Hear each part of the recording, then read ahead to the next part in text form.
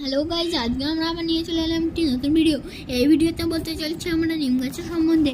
প্রথমত, নিম গাছ একটি মহামূল্যবান গাছ, যার ডাল, পাতা, ছাল ও ফল সবই মানুষের দৈনন্দিন জীবনে, বিশেষ করে আয়ুর্বেদিক চিকিৎসায় ব্যবহৃত হয়। প্রথমত, আসবাবপত্র তৈরির কাজে এই গাছের কাঠ ব্যবহৃত হয়। নিম পাতার অ্যান্টিব্যাকটেরিয়াল গুণ ও ব্রণ ফুসকুড়ি প্রতিরোধের সাহায্য এবং ত্বক পরিষ্কার রাখে। নিম পাতার ডাল বা দাঁত পরিষ্কার করা, দাঁতের ক্ষয় রোধ, মাড়ির রোগ সারাতে ব্যবহৃত হয়। এটি মুখের দুর্গন্ধ নির্মাণে সাহায্য করে। কসমেটিক শিল্পে নির্মাফল ব্যবহৃত হয়। গাইস, এই যে কয়েকটি পাতায় কালো দাগ হয়ে গেছে, এগুলো আসলে রোদের কারণে হয়ে গেছে।